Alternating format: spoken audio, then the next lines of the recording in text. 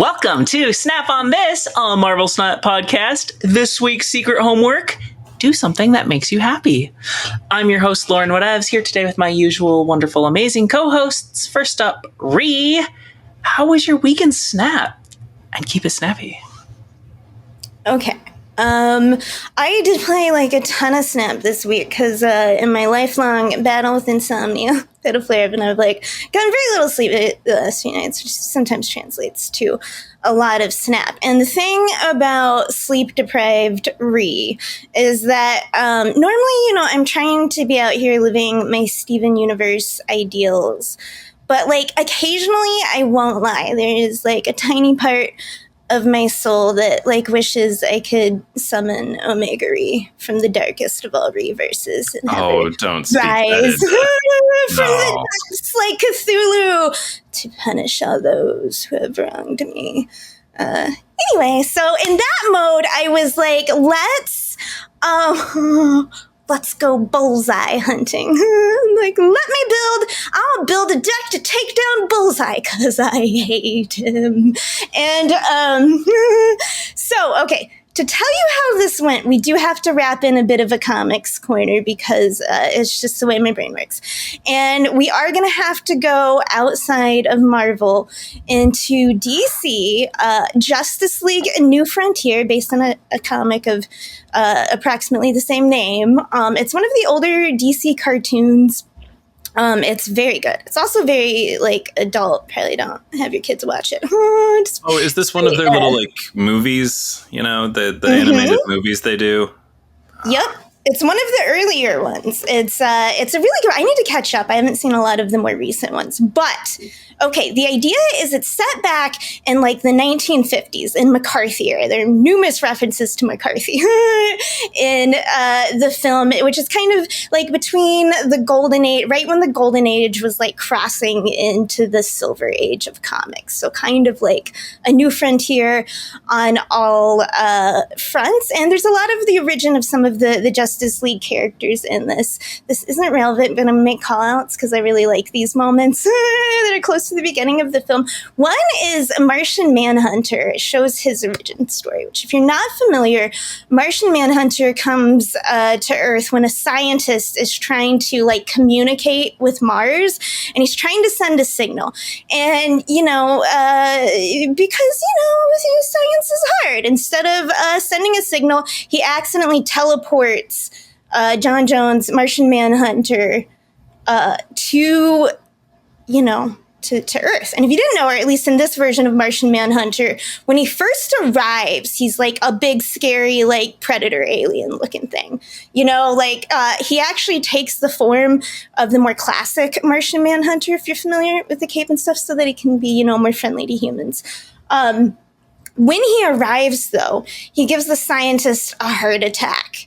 Out of surprise, and the scientist dies. But this is the amazing part, and this is why I have to bring this out, because like I love scientists. I learned early on I didn't have the patience for real science, because real science is about patience and repetition and repeating your results and slowly iterating over small control groups. And I interned actually, and I realized I'm like, when people know me, they know my name is not synonymous with patient, unless it is for small, frightened, lost animals. But So scientists, but what I love about this scientist, instead of this like dark story, the scientist laying around, he's like, I'm so sorry. In his final moments, he's like, I'm so sorry that I like ripped you out of your home. I didn't mean to do that, and he's like wishing the best for this that looks like a predator alien with glowing red eyes over him. And it's like, because that's what they're so, instead of fearing something they don't understand or they don't know, they're curious, right? And he didn't assume this scary looking thing was out to kill him. Instead, he apologized for what he had done to it accidentally in his pursuit of mere communication. Anyway, so I don't know if any of my listeners are scientists, but, just know if you're out there, I have a great, deep, and abiding respect for you. And so I love that. And then the fun thing with the Martian Manhunter, so he kind of takes over this guy's life because he can shapeshift and look like a human, but he doesn't know much about the humans. He learns it by watching, like, old TV. Like, they show a little montage where he turns into, like, Bugs Bunny as he's watching, like, cartoons. And he kind of goes around like Humphrey Bogart because, you know, obviously if you're going to pick someone from TV to emulate at the time of humanity, why not, like, a noir detective, to be honest? So, like, anyway, cool moment from there. Other shout out in Justice League is Wonder Woman, right? And I have run a lot of Wonder Woman for years, and usually she's like the champion of love, and I do love Wonder Woman, but a lot of times this is portrayed, she has to be like the reasonable voice and the voice of compassion, as is often a woman's role in a team setting. But like, this is a younger, like, angry, like, fed up Diana. And like, they just show this scene of Superman flying into these jungles that, like, brings to mind I'm not pretending to be more than ignorant, but like kind of like Vietnam kind of jungle atmosphere. And he flies in Wonder Woman, and there's just like carnage. There's all these dead, once again, not for children. All these like kind of like, you know, dead people in the ground, and he comes in, Wonder Woman's in a tent with a bunch of women with guns, like, celebrating, you know? And Superman is like, Diana, what is this, you know? And she's like, well, these rebel, you know, they came, they murdered all the men in this town, and, you know, caged the woman for their use. And she's like, I didn't kill the men. I just took away their guns, freed the woman, and gave the guns to the woman. He's like, you're responsible for this carnage? And she's just kind of like this, like, what, you know, this is the fight between years is like doing things the proper, you know, like being like, well, we'll wait and the law will take care of it. And it's like, but what about when the law fails? You know what I mean? What about when the system fails, you know, and you're not changing it? Anyway. But good point. But so they're having this like heated argument where Superman's like, we don't do this, you know? And finally, like, Wonder Woman stands up. She's been sitting this whole time with like a beer or something. She stands up and she's taller than him. She looks down at him. And it's just this great moment of just like, you know, subversion of expectations, because our media neither celebrates short kings nor tall queens, sadly. But like, you know, but also like, you know, if you think about it, it's kind of making a statement about whose moral argument rises higher. Anyway, so it's just like, I kind of love this for Wonder Woman, to be honest. Not related. Okay, so 2 moments I love. But like Justice League New Frontier. Okay, so it's an existential Cthulhu-like threat coming to end all of existence. You know, this cult, the center, but it's all mysterious. None of it's like this isn't a story where the villain is, you know, the actual threat, right? The conflict is that people cannot come together to fight it. Right? Like the superheroes are against the government, like the Martians are being blamed for this stuff when they're just like, like not part of the threat, and everyone's fighting. And they're gathered because like a huge, you know, monsters coming in from the ocean and waves of dinosaurs, you know, as often happens in primal threats. And all of the people who need to defend humanity are just squabbling and fighting and maybe going to fight each other. And Superman stops and like everyone's like, hold up. And he gives, you know, this rising speech about how we all need to like work together and come together. We can't fight, you know, blah, blah, blah. You know how these speeches go. It's Superman. And, okay, this is the moment where we come back, because this is my bullseye deck that I made. Because here's what I did to make it. I was like, put all the bullseye counters in one deck. I have Mobius. I have Sandman. I have Red Guardian. I have Luke Cage. I even have armor because I've gotten a lot of fucking gambits killing my Miss Marvel setups and stuff. So, you know, I put these all in a deck together, and it's like, I know you're not all used to being in a deck together, but listen up. There's a bullseye out there, and he's wrecking all 20 nations of Decklandia are in danger to this threat. We've all lost to them before, but together, if we build a team, we can take down Bullseye. I believe in you. We can do this. And I like, you know, I tried to figure out a deck to go around these cards. And then And then I was like, charge into, I don't even know if I took it to ladder proving ground, probably both. But then I let in, and this is what happens in Justice League New Frontiers. Superman, spoilers, if you're real excited to watch this afterward. He riles everyone up, and everyone's like, yeah, Superman, what an American, and he like flies up, pow, to some dinosaurs, pow, pow. And then the thing just opens up his mouth, shoots out this giant energy beam, and just Superman just goes ping.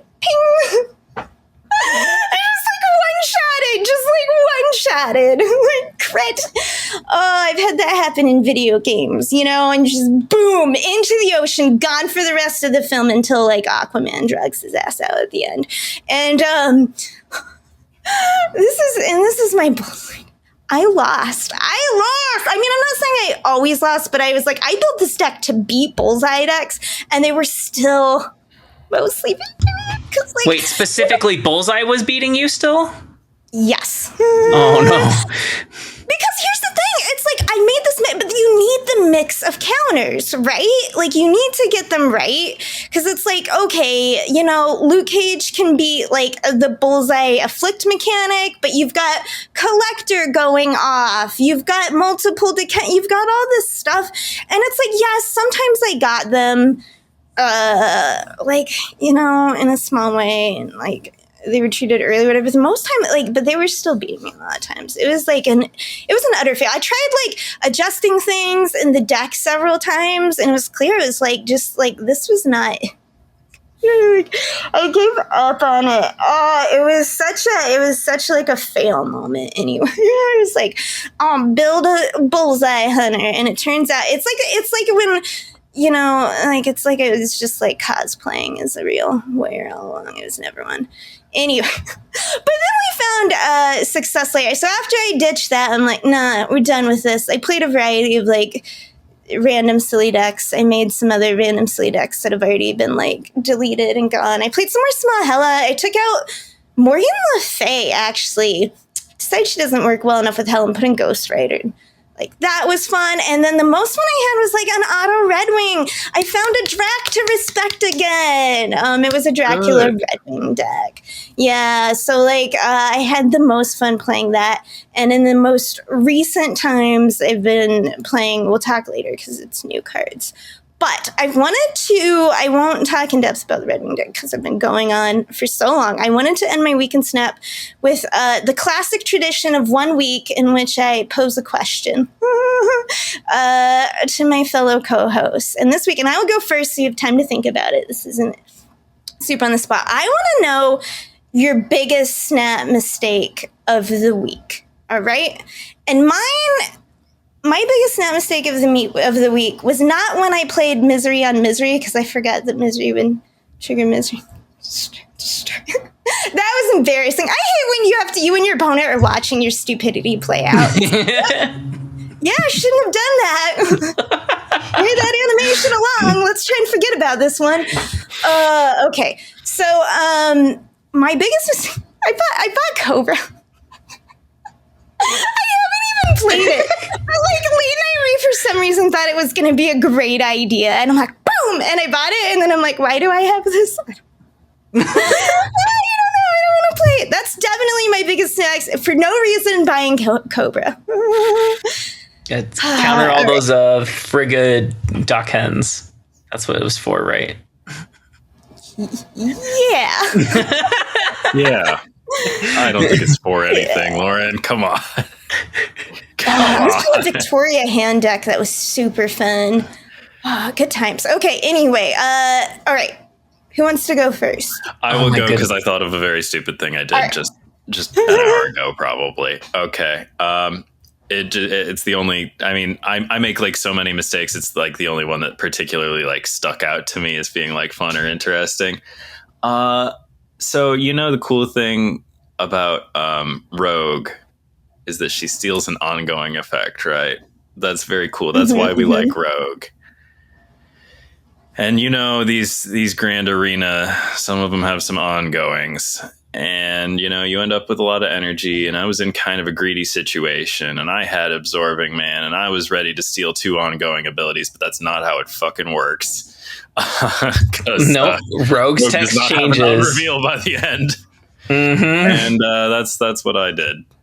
And I should probably know better at this point, having not played a ton of Rogue, but knowing how things work. Yeah. That's a good one. The one that came to mind, I've been clip hunting still, and I actually had a pretty good hand. It wasn't to the point where I'm like, the heart's racing. I have every piece I need. I'm like 1 turn away from pulling it off, and I hope they don't have the tech to ruin my fun. It wasn't there yet, but it was looking promising. Space Throne appears, but I'm like, I'm fine. I have magic. Put magic down, hit end turn. She flips over, and she's Captain Carter. Oh, so I don't know how often you've done that, but I semi-frequently just play the wrong card because it has a similar stat line, and I'm not paying careful attention. I'm walking the dog or something, and yeah, that was disappointing, to say the least. Yeah, could certainly be more careful.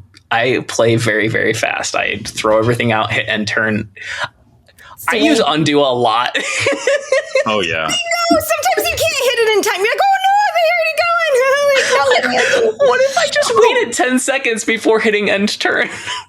I never snap till after, because what I do is I'm like, throw my cards, end turn, and then I start thinking, I'm like, oh, I should snap.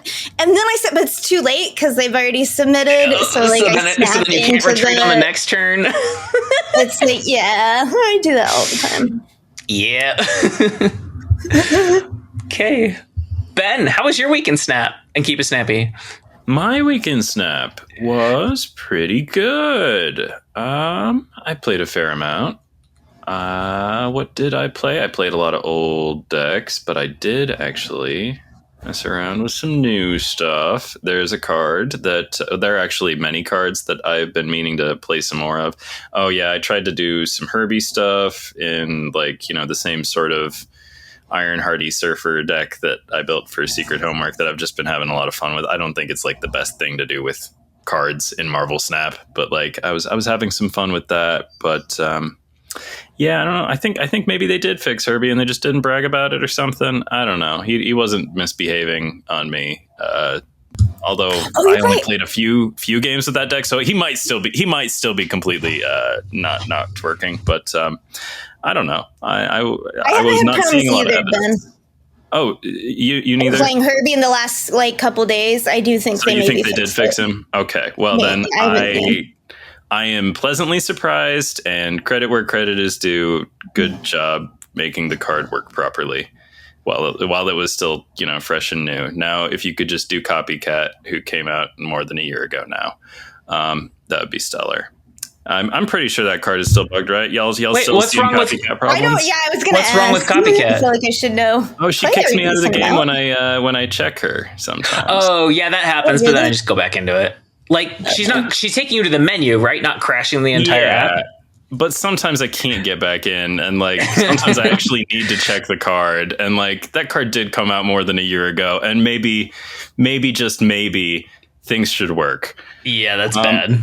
They're too busy making the new cards work properly. That's the thing. New cards, they're making them faster than I can get around to playing them. So I finally got around to playing a little more Hellion. I played him a little bit when he first slid out early, but I finally got around to playing him a bit more, having some fun with that.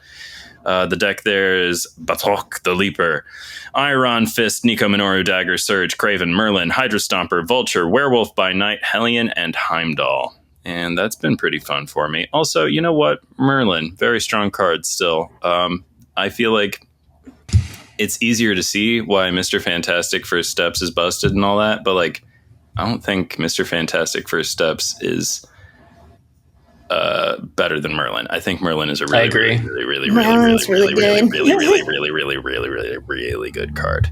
I think it depends on the deck, right? If you're running Brood, maybe Mr. Fantastic's the right choice. But in a broader sense, I think it's probably Merlin. Merlin solves problems and gets you out of so many kinds of jail free. It's wild. It is wild. Very strong card. Not as, doesn't have as many numbers in the text box as Mr. Fantastic First Steps, and I think that makes him seem less tangibly potent or whatever. But yeah, if you're not playing Merlin, maybe try playing Merlin, and you might do good things. I don't know. Merlin does good things for me. I love Merlin, and I feel safe when Merlin's in the deck. And yeah, just a real cool thing to play on turn 2. So those are some things I played in Marvel Snap this week. Now I'm playing Grand Arena, having some fun with that, but I'm sure we'll speak on that in greater detail in a momo. What else happened? I did continue to stream some Hades 2. I think when last we spoke, I was like, oh, I really want to beat my record for the fresh file clear. How many nights would it take to beat Chronos? And I was trying to improve on 4 that I said about a year ago, slightly before Copycat came out, but not a year. I didn't quite make the year window. I missed it by a couple days. But that's okay because I beat my record by 2. What? So yeah, you beat Chronos on day 2, night 2? Yep. That's nuts. That's the thing. Now there's nowhere to go but night 1, and that's going to be so much harder because on night 2 you can have a keepsake. You can get some Arcana. You can flip some tarot cards over and stuff. So when I did get this night 2 clear, it's all on video on the Twitch. If you want to check it out, you can just watch the final fight. You can watch that run. You can watch that entire session because, I did some fresh files before the one that stuck. I tell you. Anywho, yeah, I went with Vivid Sea, the Poseidon keepsake, so that I could guarantee that I would get access to Sea Star and Sunken Treasure, and I ended up with 280 health on night 2 in the final fight against Chronos, which is cool because it was giving me plus 50% damage from all my sources because of a cool duo boon called Hearty Appetite that rewards you for having a shit ton of max health. So that's my Hades 2 story for you. And other than that, I played some other games, but I think I told you about all the Snap and another one, so that's probably good for now. I don't know. Maybe I'll think of something later. I don't know. Okay. You can always bring something up in the outro if inspiration strikes. My week in Snap, I did more clip stuff. Still haven't figured it. I shouldn't say figured out. That's not the right word. I haven't even tried to figure out how to put them on the YouTube. I hope it's easy. My plan is to do it in chronological order, and so I have to go back like a year and a half or 2 years to go back to my first cool clip with using a nihilist to send Null to the other side after killing a couple voids. Anyway, new mode came out, new economy. We actually had the blog drop a few days earlier than the event, which I think is a much better way to do it. Let people build some hype and do some theory crafting and stuff like that while they can't play the mode yet. Maybe actually learn how to play the mode while you have nothing better to do versus just plowing through all the intro screens to get to the game mode as soon as possible. So I have a guide to the economy because, of course, new mode, new economy. It's up on Marvel Snap Zone if you want to read it. But even if you don't want to read it, I'll give you 2 highlights. 1, don't claim your tickets, your free tickets that are in the pass, in the event track. Don't claim them until you need them, right? It's you regenerate 3 tickets every 8 hours, but you won't regenerate over 12. So just don't claim tickets until you need them. That's my first one. My second one is is the premium pass worth it? It's $15 of gold, but also 3 weeks of free gold if you want to think about it that way instead. Mostly it just lets you play half as many games to get both of the cards. So if that's worth it to you, if you really want Mole Man and Mad Thinker, who I think both are not they don't seem very strong, then yeah, maybe it's worth it. Currently I'm holding off, but I don't know if I end up not wanting to play 350 games, maybe I'll spring for it. It's cheaper to get the cards that way than to wait for them to come and be available by tokens. Yeah. Talk more about Grand Arena in a little bit. Do we have any new thoughts on last week's card, Human Torch? I played him actually. Oh, you do? Okay. Go ahead then. No, I want to hear Ree's thoughts.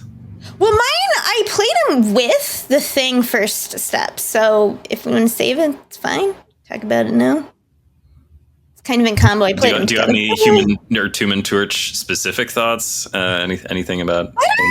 Okay, I didn't play him in Surfer, which is kind of like where I thought like the only place to play him, but I like him because in the deck I was playing him in, it's like if you got Red Guardian, like fine. You know what I mean? Like, but if you felt good getting him down early because he would increase. And it's not he doesn't like a lot of the times in my deck he wasn't getting to Shangable power, but it was that's where it's nice to have like 7, 8, you know, like 9 power in a deck. Yeah, he was a solid. I would say he could be replaceable, but it's like in the deck I was using him, he was really one of the best slots because it's like I'm trying to fill the board and I'm happy if it takes the Red Guard. He's still fulfilling the point of, you know, being in the board space and all of the stuff. Honestly, I was pleased with him as as like a side piece, I guess. I thought he was going to be like a main piece, but he's kind of like a,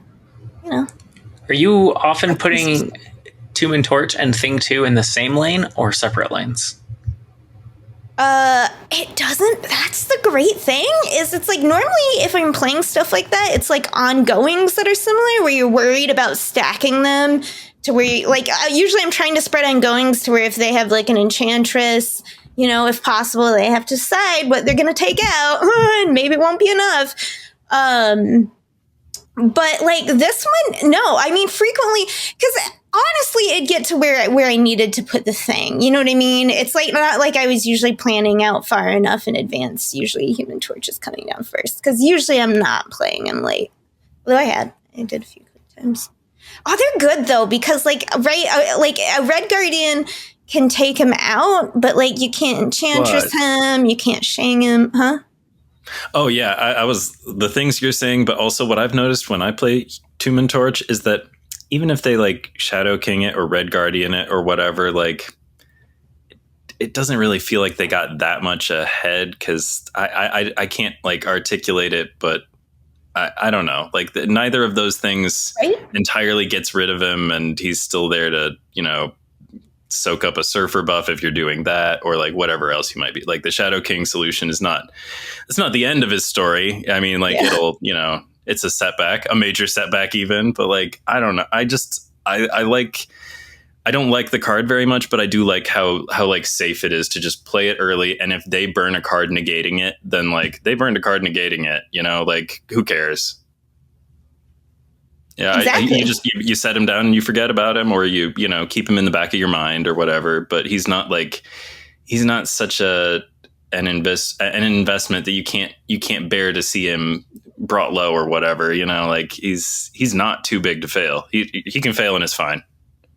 That's the thing, he's bait though, because there are decks where he could be a centerpiece of it, you know what I mean? And when they're playing you and you're putting him down early, they don't know if your big plan to win that lane is Human Torch, which is where they get behind. You're like, shh, he's just here for fun. Like he's not here to work. So like, yeah, that's kind of where I like him being. And I love bait cards. It's like, yeah, use all your counters and my shit. Because there's nothing more freeing than when like you see like Sakar's, right? It's a card that discards a card and you see their Shang discard and you're like, I'm so free. I'm so free to play my Red Hulk anywhere and everywhere. I can't Shang this now. There's nothing more satisfying than knowing the counter's gone that you have to worry. Anyway. So, yeah. I think you'd say, we'll read the text off in just a second. I think you could say that a lot of the same things about Thing 2, where it's like, it has the benefit of being a card that you're fine putting out early. It's just the nature of its ability. Not only is it fine, it's like it's preferable. How early can you put out the Thing first steps, though? Without ramp, it's, yeah. The Thing is representative of a problem with 5-cost cards in general, but he is a 5/10 plus that isn't shingable like... So I guess maybe he's a 5/8 plus if you fill his lane. So, anyway, let's read him off. The Thing, fantastic 4 first steps. I think Thing 2 is a cute name for it. Called It called is. back I like it. to Cat in the Hat. Thing 1 and Thing 2. A 5/6. End of turn, +2 power. Once per game, if your side here is full, destroy an enemy card here with less power. I got him but didn't play him. But one thing that I experienced playing against him is if his lane is full, but there is nothing in the opposing lane, that was me, I didn't have anything there yet, he still just gains +2 power. And then as soon as I did put something there, he hit it the next turn. So that's kind of cool. He has some intelligence on that. Did you two get to play him? I know you already said you did. I played against him. Okay. Once. Okay. Give your thoughts. It wasn't the base art. My never before seen was of the variant or a variant. I don't know how many variants are currently available. Oh wow! Like, I wonder if they got it from a premium mystery variant or something. Because usually you have to wait at least a day for them to show up in the shop. Anyway. Okay. Yeah, I think that must have been it, actually. I like that. That's the only explanation, right? But yeah, I took a screenshot because I was like, I don't think I've ever seen the variant first. But that's funky. I do have the evidence. Before I got him, I did first get. I did a lot of stuff this week.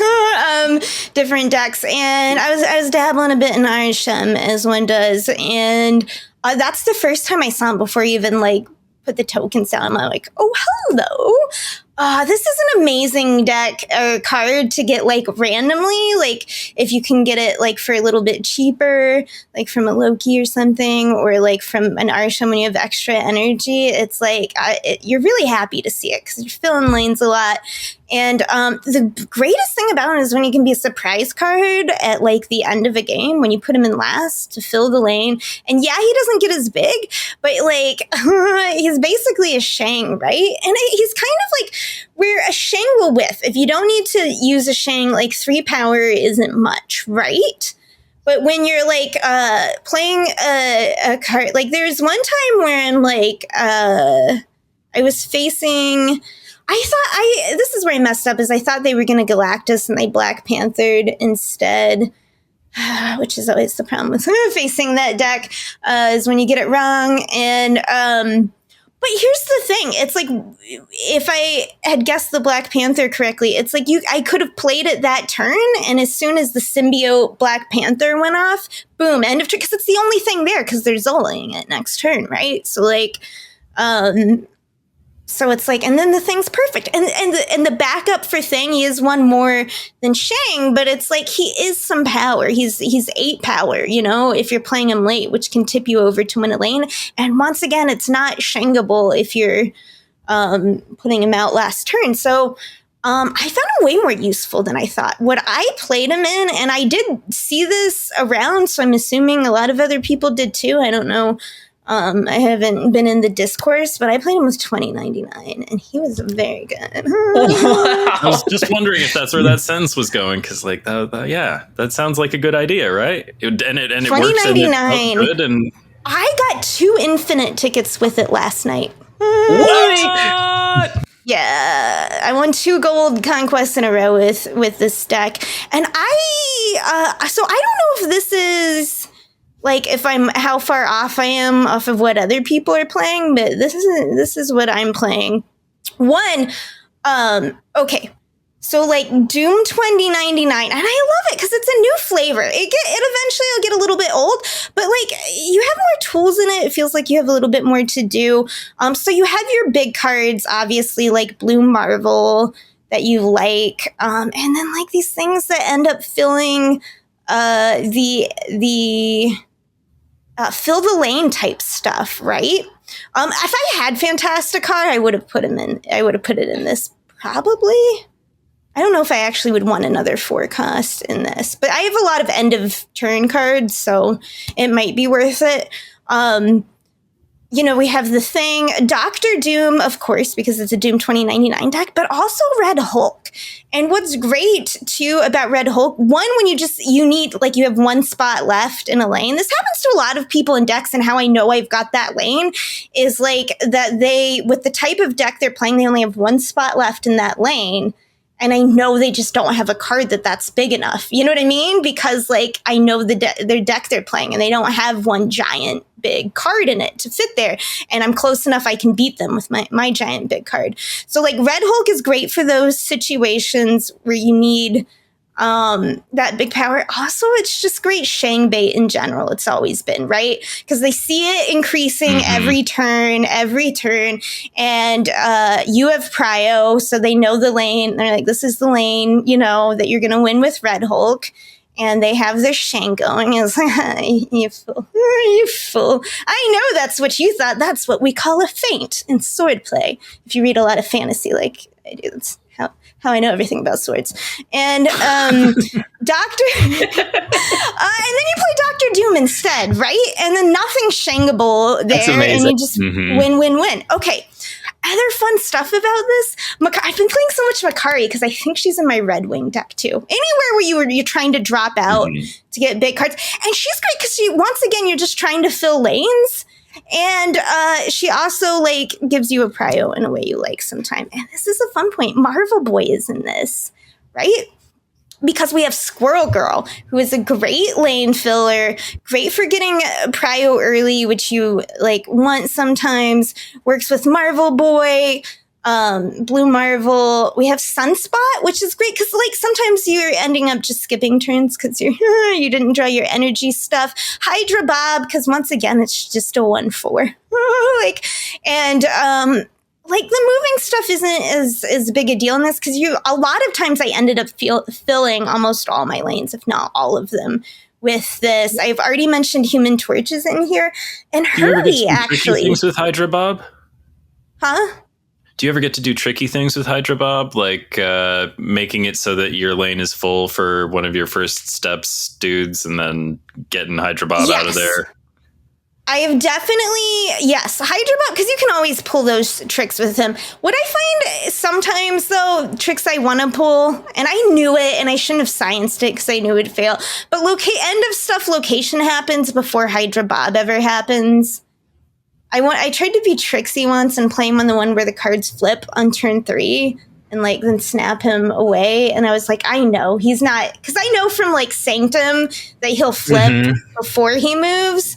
But like, you know how sometimes you have that like Kermit Palpatine like on your shoulder just being like, do it. So I did it. And of course that's what happened. And I looked like an idiot. But like, I had to make sure, maybe it would be different this time.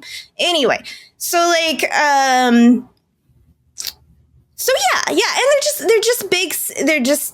they're big stuff. And once again, it's kind of fine. Like sometimes Marvel Boy's out and you've only got Sunspot. You never got the Squirrel Girl, but it's still fine. Once again, they Red Guardian it. And you're like, what the fuck ever. And you're not all in if they have a Killmonger. I'll usually still hold stuff if they have a Killmonger. But once again, you're trying to get Doom out early and then play one card a turn. So if you have Squirrel Girl, you just play her out early. You play all your ones usually out early unless you know for sure they've got a Killmonger. Irby's great. I'm like, honestly, I looked at, I'm like, I was like Pedro, right? In here instead. But here's where Irby is so great is that like, one, he can get you that like early, if you get him down early, and he gets the energy thing, then you can get your Doom out early. So like, on turn 3, no. Not for getting your Doom out early, for dropping a Doctor Doom early, right? Which you always want to do because the Doctor Doom early isn't shangable, like there's no danger, and then that gives you room for your other stuff later on. So if you get him early, you can hit him up like on turn 3, and then like on turn 4, I think then you have 6 energy for playing a Doom early before you play and then you play your Doctor Doom or your Doom 2099 on 4. Honestly, getting stuff early out too, another good reason for having these little cards in your deck is to keep your Doom 2099 from being Red Guardianable, because it's protected by some little thing, like out there. Squirrel Girl is great for that. Squirrel Girl is great for protecting against Red Guardians. Play Squirrel Girl out in 1, you've got these little like 1-cost squirrels, it's just like try and Red Guardian me. Although at 4 power these days, Doom is pretty hard to Red Guardian. He is, but some people still don't think and put stuff alone in a lane. Every time I've had to put him alone in a lane because I'm like, I really want to put him alone in this lane, so I'm going to put these other cards here. And then I'm like, will he be safe though? Sending your Doom 2099 to school, like, but will they get shanked? Will they bully him? Okay.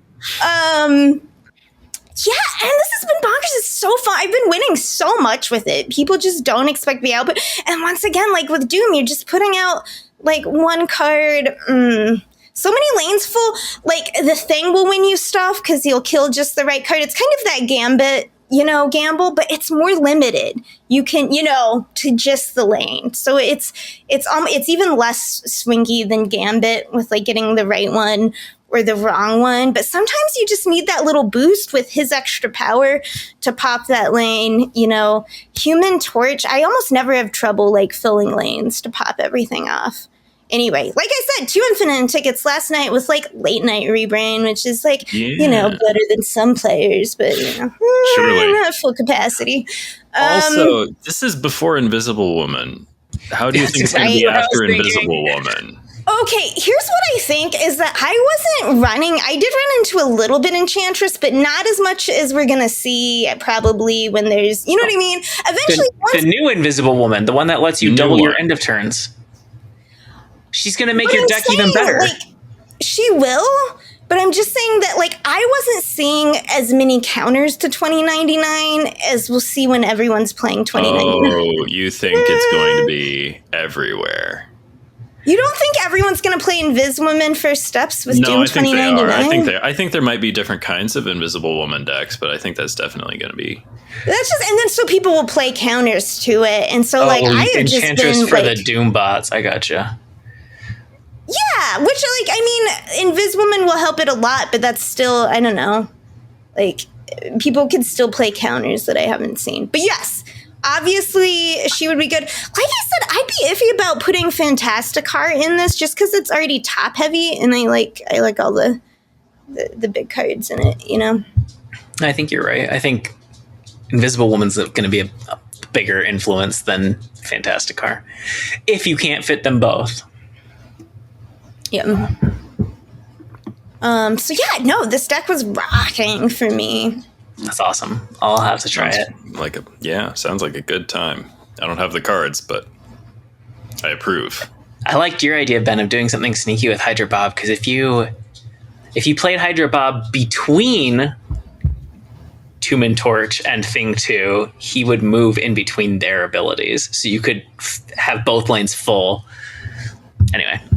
I don't know then would the timing count, but I already wasn't having too much trouble filling stuff, and you usually are. If you got stuff out early and it's big, you're trying to wait till the last turn to fill them so they're not shankable, Yeah, so my thought is on turn 6, you play Bob and Thing and Snap, let Bob jump from the Torch lane to the Thing lane, both of them get their super ability.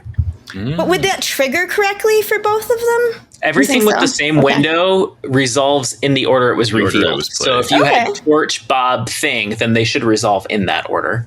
I didn't even know that would happen. I'll have to try that. Oh, but like Herbie is like way more useful than I laughed at him compared to Nico. I'm like, Nico is a powered magic. We think a little, like I love, well, I would never diss R2-D2 to be honest, but okay.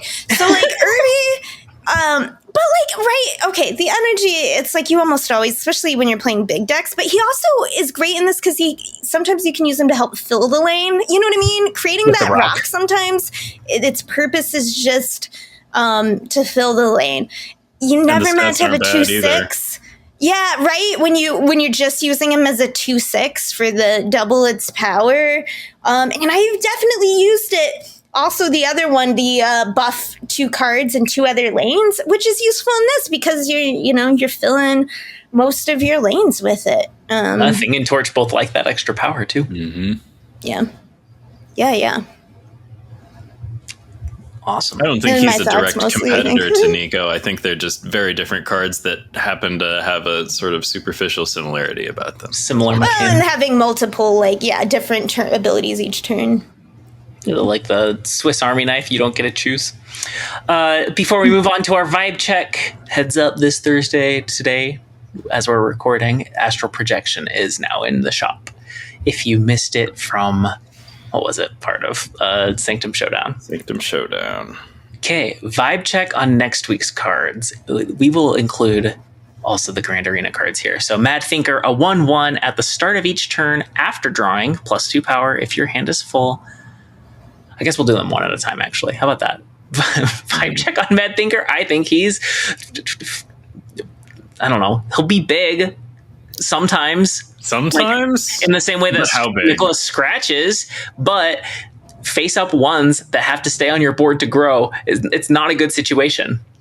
And I mean, like, how many procs are you going to get? You're not getting it on turn 1. You're probably not getting it on turn 2. Like, do we think 3, 4, 5, 6? That takes him to 1, 9. That's ideal. Yeah. That's like best case scenario. That's basically where the ceiling is, unless like Triskelion flips on like the first turn or something. Yeah. Or you blade your Helicarrier. Yeah. I think this card is very cool. I think it's Garbo. Yeah, I think it's unplayably bad. I agree. Compared to your other options, yeah. But I think it's cool, and I dig it. I hope. Also, I learned from the Flophouse that apparently the percentage based, like in the newest Captain America movie, the leader is always talking about what percentage chance you're going to do this or that. Apparently, I learned from the Flophouse podcast that's a Mad Thinker thing that they just gave to the leader. They just amalgamated them. Oh yeah. I wonder if I'm being too harsh on it, because I'm thinking like I don't feel this way about Meek or Nebula or Sunspot. I don't see them and I'm like, ew, face up 1 costs? Gross. Like, yes, they're vulnerable to Shadow King and Killmonger, but they also only cost 1. And also I misread, like this will also happen in your hand. I thought you had to play it. No. Right? No, he has to be on the board. Drawing. After drawing means you can be at 6. You can be at 6. Draw your 7th card. Okay. And then I was like, oh no, it'll be way better if this happens in your Yeah, it means you can if actually this was play a the Red card Hulk per situation, maybe. I think it might still be bad though, but it would be better. If he grew in hand, Way better. If he grew in hand, he'd be great. Well, how many procs would you get? Even if you get 2, it's a 1/5. Like, I guess not everybody's running Titania, that's true. but I don't know. I'm still not excited. I feel like I don't know. Even if he grew in hand, I don't know. He'd definitely be better. Look, I think he's probably the worst card of the season, but also if you're not running Killmonger or Shadow King, like you might lose to a big Mad Thinker. I mean, numbers do win. I mean, it's just you're more likely to lose to a big Batroc the Leaper or, some other card. Yeah. Counterpoint to my argument. When's the last time you lost to Devil Dino? Like, the deck that he helps is not an especially strong deck anyway. They should do something about that. They should give it some love. And not this kind of love. Something a little realer, a little more Kahori or something. Maybe there's something with like a first Ghost Rider Swarm type deck. Victoria hand. It and bring it back. I don't know. You know what I mean? Where you fill in your hand with other silly stuff. I have no idea. You could make a Mad Thinker deck. I just don't think he's not. It wouldn't be fun or good. I don't think any of them are especially good, and Mad Thinker's not going to be the thing that helps them across that line. Okay, Mole Man. That was a long vibe check. Mole Man, 3/3. Yep. On reveal, banish the top card of your deck, add 2 rocks to your hand, set their power to the banished card's cost. This is the one I'm getting. I want to build a rack deck. This sounds like such a fun meme deck. I don't know if I'll have all the cards. I mean, I already kind of halfway built it with the Miss Marvel deck I was playing. But that's the one I'll get first. That was some stupid racks. I also like this card, and I also don't really... I just wanted to believe... I don't know. I feel like one of the times I looked at this card, it seemed okay to me. And every other time I've looked at this card, it has not seemed okay to me. And I'm trying to remember what I saw in it the time that it seemed okay to me. I mean, the first time I saw it, I was thinking about 120 rocks after you banish Infinite. And then I reread the card, and and realized I read it wrong. 1-6 rocks. Yeah.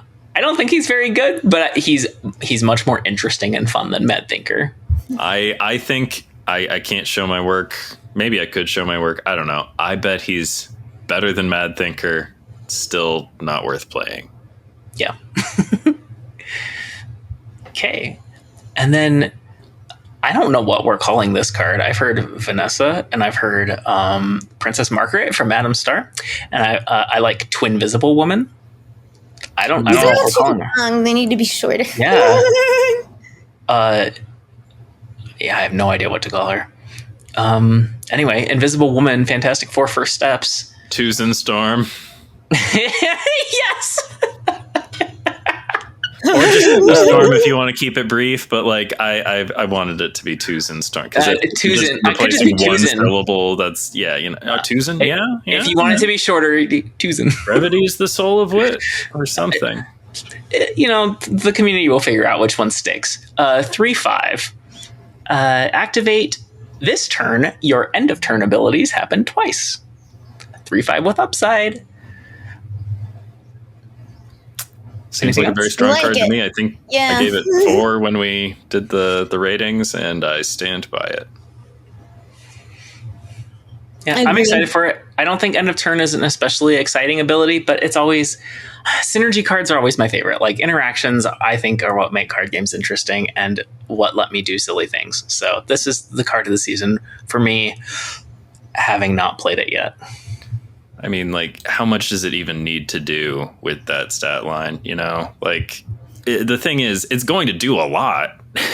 This card is nuts, right? I think it's nuts. I don't know. Some things it can do to counter it, right? Like it's going to let your Human Torch and thing to First Steps like go off twice at the end of the game after they can be like shanked. Yeah, the extra all that stuff. You activate this on the last round. She's not really at a 3/5. She's not really Red Guardianable. Like it's just like, oh, this is pretty powerful. I mean, it is an activate, but it's 3, so you got time to get it out.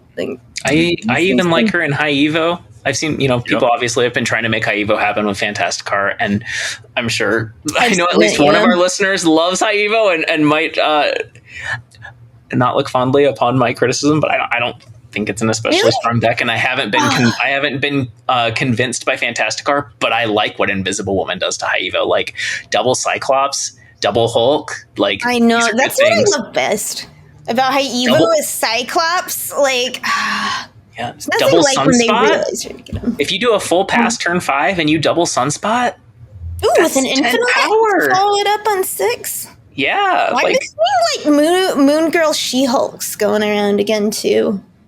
That's always a good time. Okay, also this Thursday, we have the start of the new game mode Grand Arena that we previously talked about just a little bit in my weekend snap. It's going to be 2 weeks long, and there are 2 cards available, as well as a bunch of other prizes that are mostly cosmetics. There's a handful of credits in there, too. I don't know how much you guys want to talk about it, but it's you start with a champion and their skill in your hand. There are 8 of them. You start with 2 energy instead of 1. So everything, and I think that is like the single biggest change versus regular snap is like, well, there's no snapping. So that's a big change. But the fact that the curve is up by 1, like everybody's ramped the entire time, it changes what you can do in snap. Turn 6, you can play Mercury Cannonball, for example. It's true. I didn't. So this came out just like a couple hours before we started recording. So I have like really not gotten to play at all. So I have no opinion. So I would like for you, please, to get me all hype and thrill. Assuming you like it, if one of you doesn't, please, debate it. But I feel mostly positive about it. Personally, I do miss snapping a lot. That's like my biggest note, but you don't. Okay. It's like a win. Like you're just trying to win. There's no. It's just win and lose, and that's. I don't know. Like it's gotten to the point where like almost no matter what game I'm playing, where like if I think I'm doing better than I'm supposed to be doing or whatever, like I don't know. I wish I could snap on encounters in The Last of Us. Like I want to snap everywhere all the time. Yeah, betting on yourself is fun. Yeah. Okay. Yeah. Interesting thing about snapping. Sorry, if I can briefly, if we just mini topic about snapping here for a second. I found the longer I play, well, sometimes it is fun for you and your opponent to just watch something and you're just like, because like we both just saw what happened, and so you're just like, well, like you're just helping them retreat because it's like why we play this out longer, I won. But I found a lot of times when I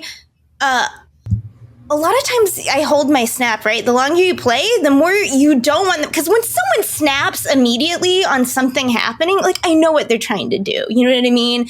Or it's like, oh, or you just drew this, you know what I mean? Or this location. And I can make a really informed decision, especially if it's in Conquest, where I'm starting to get an idea of what their deck to retreat on it. So when I play, I assume other people have those reading skills and I hold. Sometimes I'll hold turn later to snap so they don't know that it's necessarily based on this location. You know what I mean? Yeah.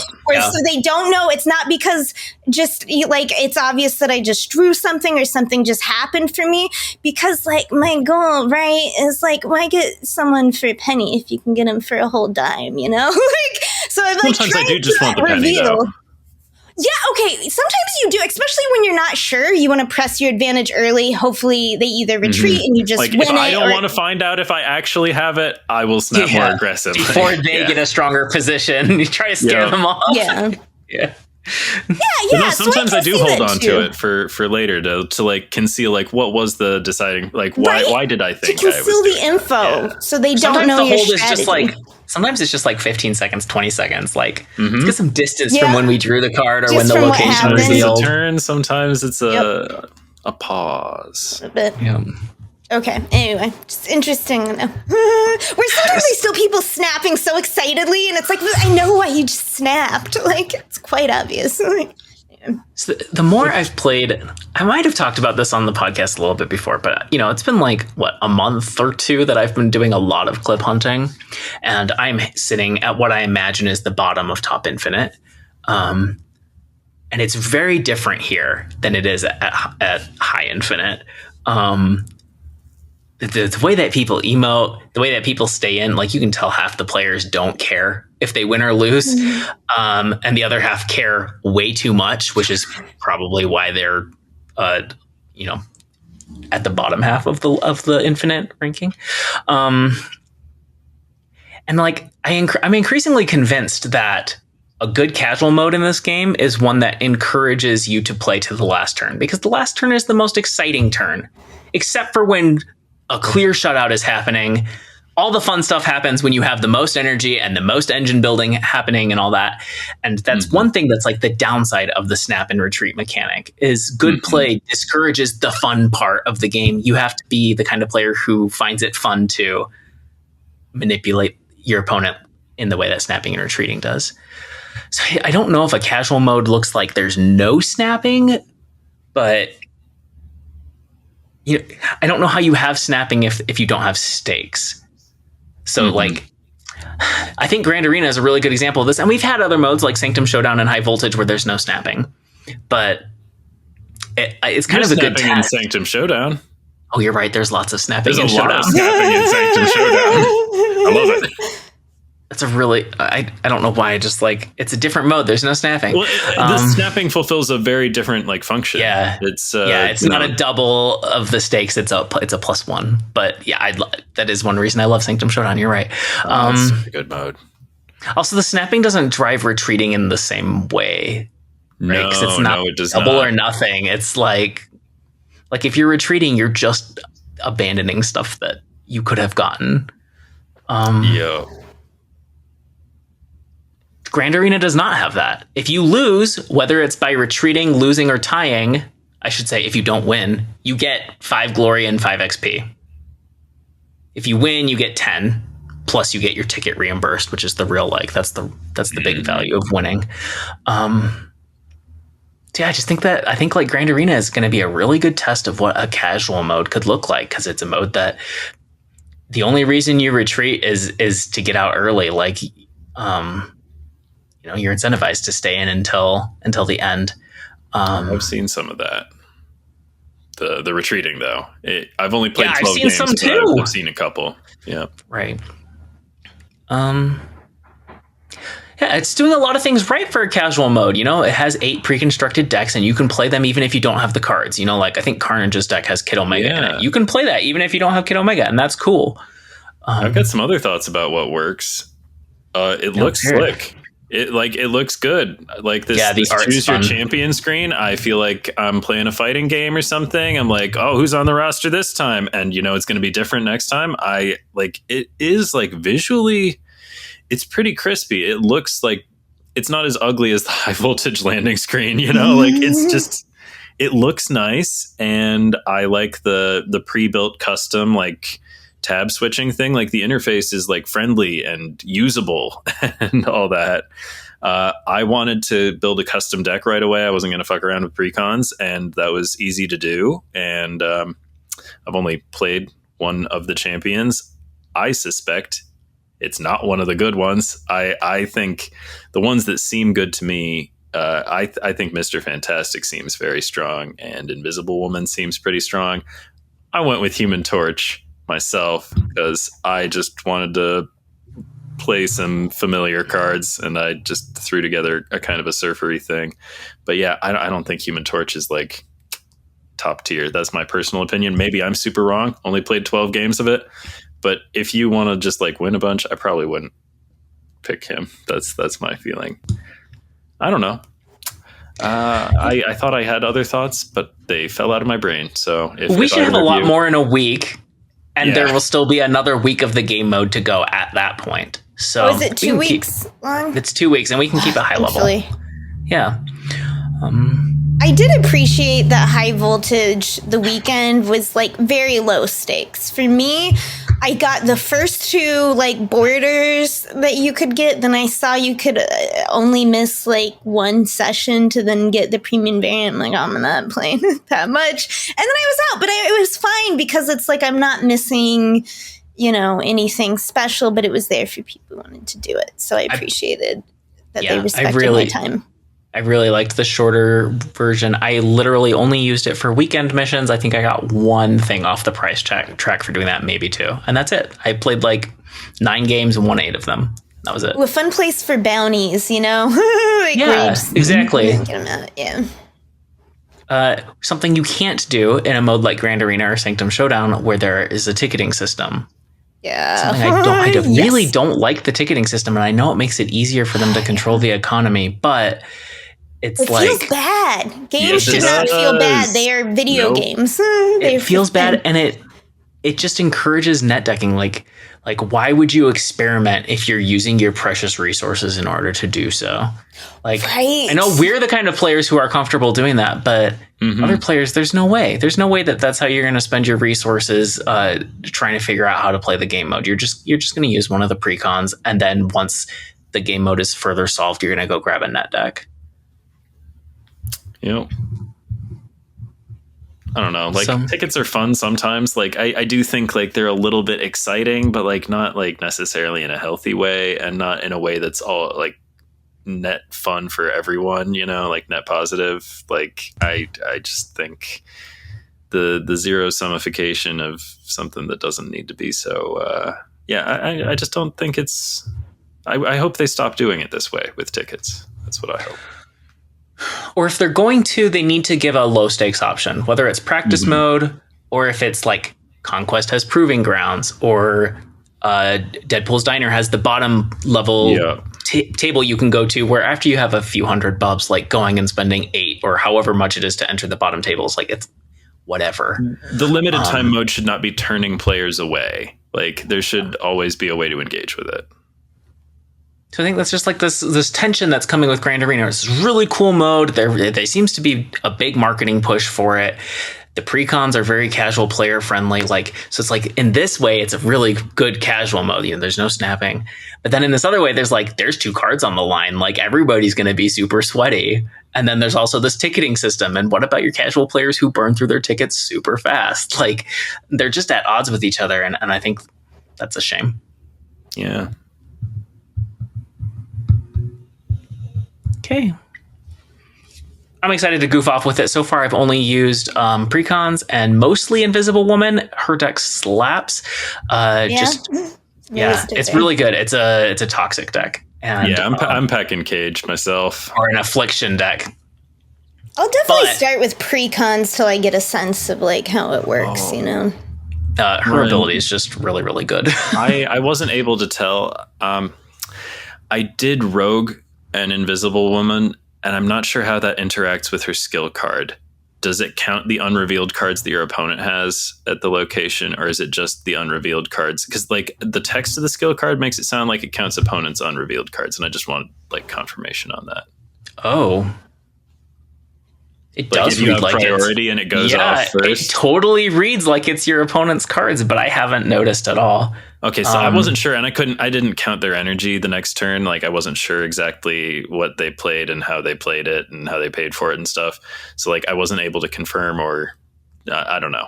But yeah, I almost always use this ability when I have 3 cards behind her, and I almost always see her get a +3. I haven't noticed her getting a +4. I did just play Force Field on Bar Sinister and had 22 energy on the next turn, so that was silly. Ooh, baby, that's a lot. That's many energy. Yeah. I don't know what to tell people. Like, pay attention to like content creators whose deck building you trust. Like, this mode is going to get figured out pretty quickly. Oh yeah. Yep. There are ways it's different. Like I said, that like 1 energy ramp difference really changes like what you can do, but it's clear already that a constructed deck or like a custom deck is better than the precons. Mm-hmm. Even if you just do small changes, like put Cosmo in Mr. Fantastic's ongoing deck, like, and somebody's gonna find something that stomps all over all of the precons, and I don't know. It's gonna be interesting to see how the mode evolves. 2 weeks is a long time. It is. I really worry it's just going to get solved in like a week, but you know, maybe they'll OTA it halfway through, add some new banned cards. Maybe they might. That could be kind of exciting. I don't know. I'm feeling optimistic about this mode. I want to. It's exhausting being disappointed by things all the time. I don't know. Maybe that means they've broken me down, but that I'm trying to. Yeah, I don't know. I think this one feels all right. I don't know. I'm choosing to feel sunny about it. Good. I'm sunny on this added one. Deck slots. How do you feel about that? Yeah, they're dedicated for the mode, but that's kind of cool. Oh, you got me too. Almost real excited for me. It's one. You get 1 custom deck slot per champion, and it's like doesn't take up one of your 20. It's contained to the mode. Which is also nice. You're not going to accidentally load your Grand Arena deck into the very nice. That is into a serious quality of life improvement. That's good on them. Honestly, I don't know if just 1 custom per champion is enough, but I mean, in a perfect world, yes, we'd have more slots, but still, yeah, an improvement. Okay. I hope it's fun. I think it's really cool that most of the champions are thematic to the season, but then there's Carnage who's not at all. And I'm excited to see like reruns of Grand Arena where they add more cards that are, you know, mostly thematic, but then a few oddballs. And I imagine the existing champs and skills will continue existing. I think next time there will be a move champion. There is not a move champion this time. The Carnage moves, but he's not. You can't. Not really. I saw that if you Viper Carnage, his skill still works, so you can move him to an opponent's location and eat everything there.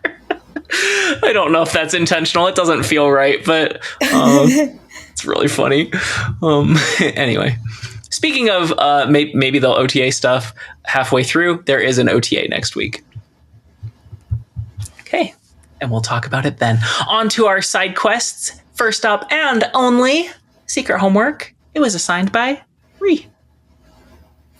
Okay, so this one, the secret homework was do something that makes you happy, whether it's in Snap or not. It's just like, feels like we're a little stressed and stuff and can use that. And actually, I meant it to be easy. This is like really difficult for me, to be honest, because like this is just a year where I'm not doing a lot of things because I have like I have some very specific goals, and I'm trying to get those done through other stuff. So the reason I'm not doing those things is because like I don't have I can't put the time or energy there, and if I do, then I'll be stressed that I'm not doing just stuff. So I'm like, well, what can I do? And I thought through several things, and then it came upon me that I was like, okay, but what if? Because one of the things that I miss is I used to stream. I used to stream almost every day, but it's like, it wasn't like, it was very rewarding in that what was rewarding is that there were like 10 people that enjoyed listening to me talk about things that I liked and how I related those to like other things and stories and doing bits and stuff. And that was for me, but it takes a lot of time and energy. Like I would get, I have so many anxieties about doing this kind of thing and I have to work up to it. And then afterward I'd be like, well, I did a terrible job, obviously, and let everyone down. It's just like, it was a lot of effort, but I really loved it. And like, I made up mythologies for all of like my 10 people, you know, we had a good time. Anyway, and I was like, okay, but what if my happy thing that I do, what if it is right now, and I just get to talk a little bit about a thing that I like that is not Marvel Snap. You know, because that's what I like to do. And nobody kind of live action really, you know, wants to hear me go on about things that I like. So I thought in celebration of Final Fantasy XIV, there's a live letter today, no less. And in celebration that finally my people, the Viera, who are a bunny people. Long have we been discriminated against for very long and supple and soft ears. It should be celebrated as, you know, an intrinsic feature of our species. Also, like the Hrothgar, they're the cat people. And to clarify, it's like Final Fantasy. There's two kinds of cat people. You can't just have one kind of cat people. Is this like, as opposed to like Ronso or something? Okay, the Hrothgar are basically the Ronso, because they're like the more beast. Because when they first put in cat people, it was like, okay, but like cat people for like non-furries, where it's like, oh, mostly I want to be like a human girl with like a little, you know, with little ears and like a tail, right? So like they're just cute little cat girls. Are like, I but assume the Viera are bunny girls. Like, yes, like I started as a cat girl, of course, but I'm like, I'm not a big tail person. Like, I don't know. Anyway, and once the bunnies came out, it was like, this is me forever. I'm a bunny. Even though, the Hrothgar are the more, they're the Ronso, if you're familiar with Final Fantasy. they're like from 10, basically. And they're the more bestial. If you're like not into cute little anime girls, you're more of like a furry, you know? Or like, you know, not just furries, but also like just people who prefer strong, bestial, you know, looking character. Anyway.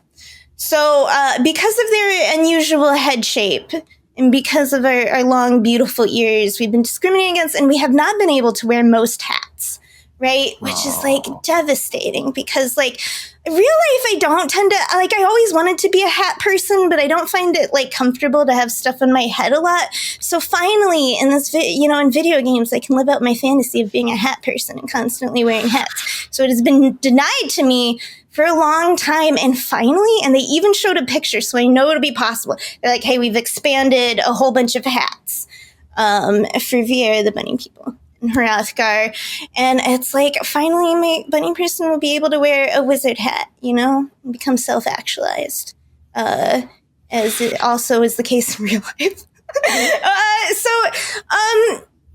Sorry, that is a side note and a celebration.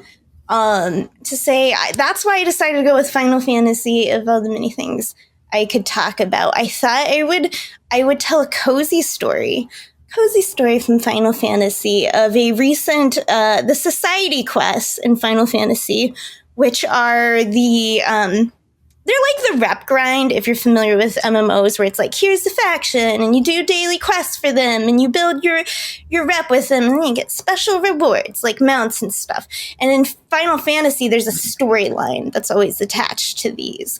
And the latest one has been like, it's for gatherers, so it's like not always the most exciting. Right, this was gatherers, yes.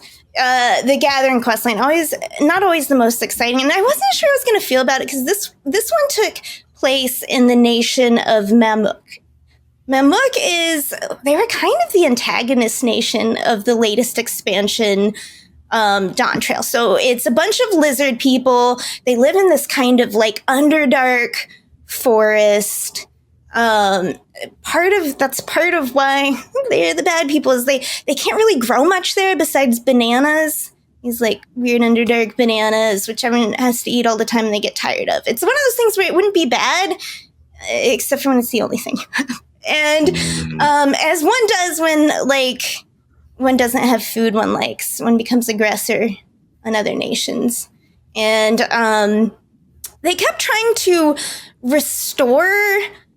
They had this sense they wanted to restore their nation to this like perceived former glory they had, because they used to be like, if they could breed multiple tribes together, they could be these big 2-headed lizards. One head would usually be of like might and one of magic. One would be a wizard. And with these, they would go forth and conquer. And like everything they didn't have at home, they would just take for themselves and bring it back home. And then they would have everything. But, eventually people were like, hey, we don't like being invaded and having all of our stuff taken. And, so of course, over time they lost it. But some leaders came along and were like, hey, what if we were able to breed a bunch more of these? Because it had died out, these 2-headed giant, super powerful lizard people. The mammal jaw, to be correct. And go forth and conquer. And we can return ourselves to the glory that we once had. And this is what led them into, basically becoming the baddies, one of the baddies, that you have to fight. What you find out is in order to try and breed these super lizards, it's like it's like 90% of, more of these children were non-viable.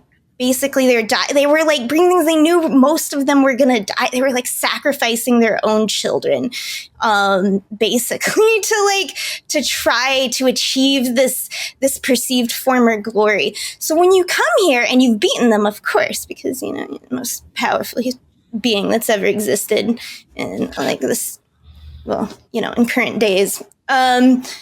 And so you come to this nation that's like, it's broken. And I mean, it was already broken. Which is why they were, aggressing and hurting their own people. And you helped break it more because you had to protect everyone else. And so this quest starts. We're like, hey, it's someone who has been, kind of been chased out of their homeland. A lot of people had to leave Mamuk to,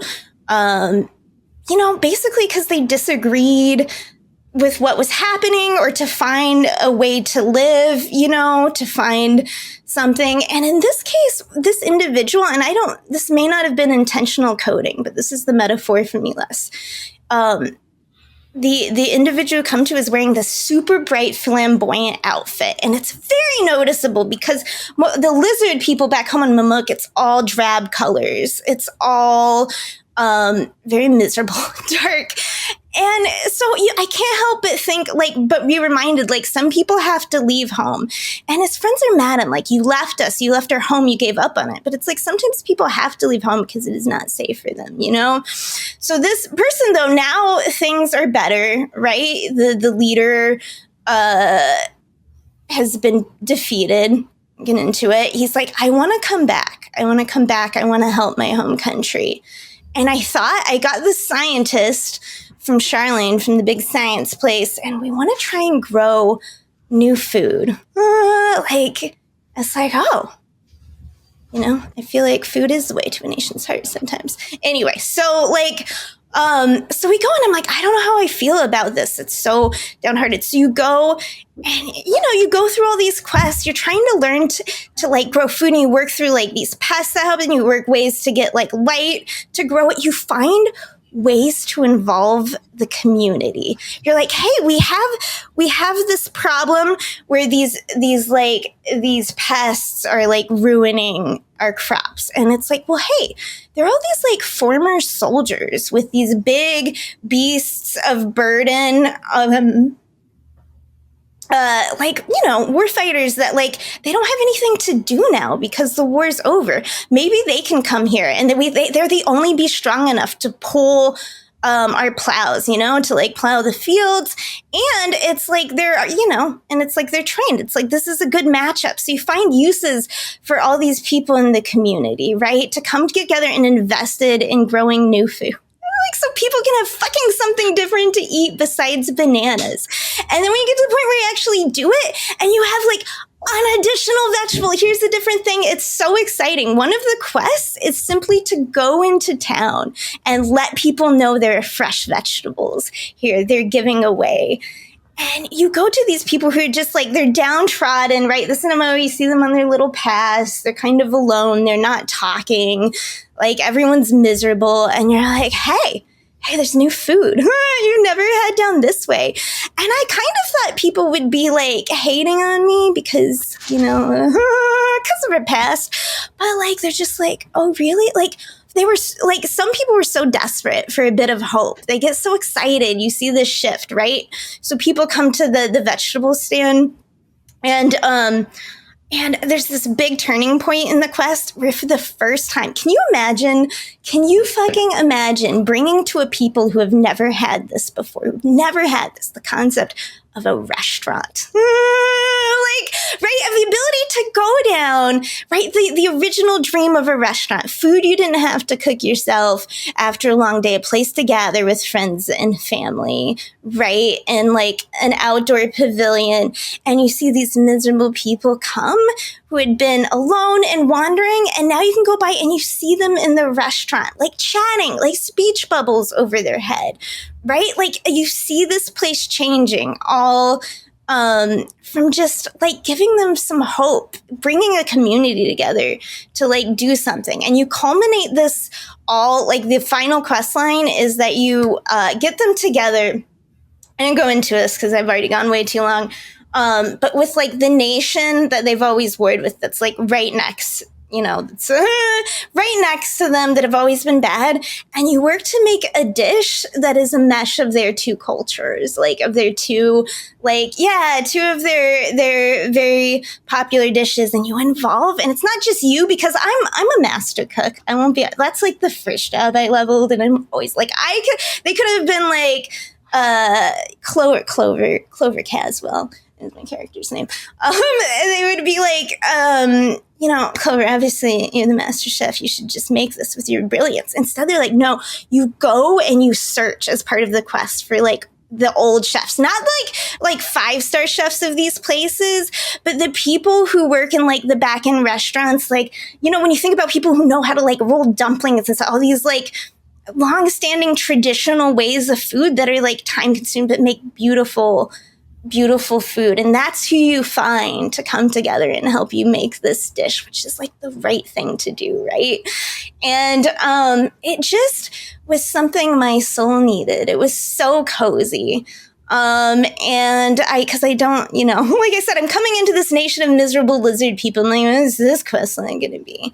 And it brought a measure of warmth to my soul in a way, because I cannot affect things sometimes on the greater scale.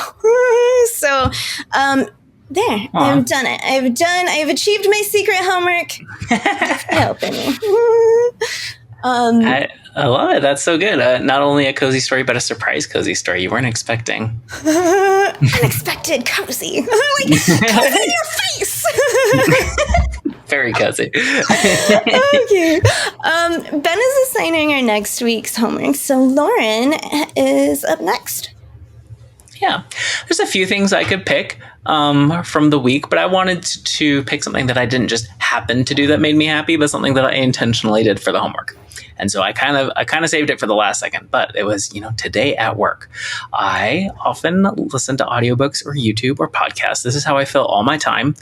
The only time I listen to music is when I'm like coding or writing, because I can't do words in and words out at the same time. Generally speaking, there are some special exceptions. Anyway, I love music. Every time I listen to it, it makes me happy. And I'm like, why don't I listen to it more? And it's like, well, because podcasts and audiobooks feel more productive, or YouTube or whatever. And,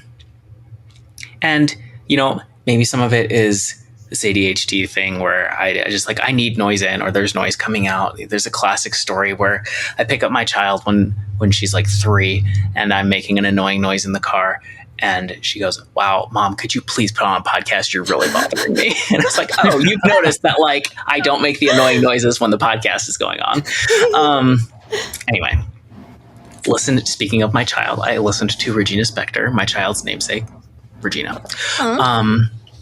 Because I love Regina Spektor is something that I fell in love with in high school and got me through some tough times in college, and ended up naming my child that.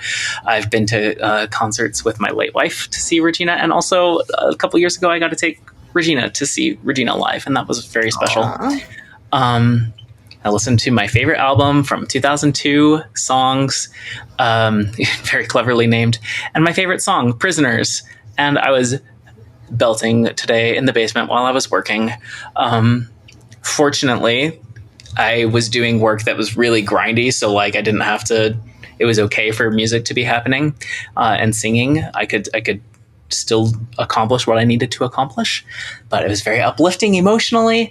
And the song, I just always loved it. There's not a particular reason. I just think it's a beautiful and very fun song, Prisoners. But I feel so lucky that when I went to the concert to see Regina Spektor live, the most recent time, I've seen her a few times, she played Prisoners. I'm like, I was never expected to hear the song from 2002. I never expected to hear it live, and it was probably 2024. And that was like made me so happy that I got to. So yeah, that's what I did. I listened to songs by Regina Spektor and relived some past memories of seeing her live. Yay. That's delightful. I love that for you. Ben? All right. Well, I did lots of things that made me happy this past week. Excuse me. One of them was I finished season 2 of Poker Face, as I mentioned on the podcast, and Patty Harrison did show up in 4 episodes, and she was fantastic. Highly recommend. She's just the best. Yeah, other than that, I guess, well, I already talked about all the fucking kick-ass Hades 2 I was playing. But the thing that I did that was sort of snap adjacent to make myself happy, or perhaps to share my happiness with other, I don't know, a thing I did.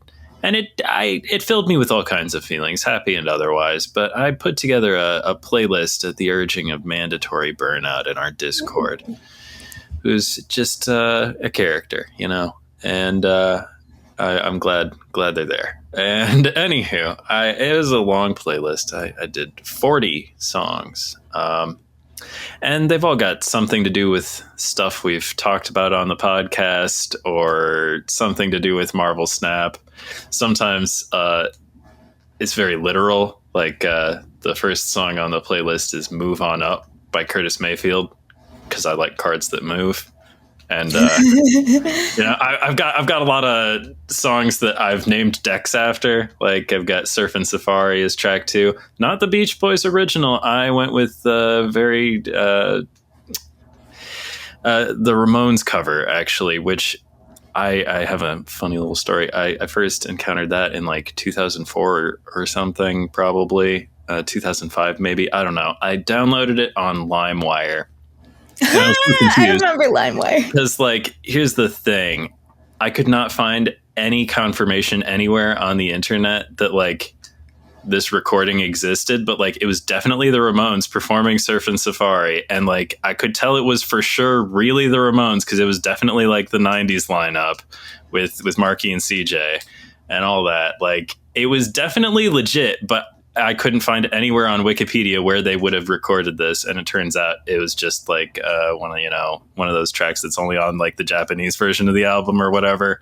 And the internet was not as fully fleshed out and thorough and full of facts as it later came to be. And now the internet is like becoming less useful again. But yeah, back in 2004, there was like no evidence that this recording like really like there was nothing to corroborate this fucking random ass file I'd downloaded on LimeWire. And there are a lot of mislabeled things on LimeWire, but I was really sure this was what it was, And now I know what it is. Yeah, it's on the Japanese version of Acid Eaters. Anywho, or something. I think that's correct. Then I got the song from the opening cutscene of Catherine Full Body. It's very similar to the song in the opening cutscene of regular Catherine, or one of the opening cutscenes of Catherine.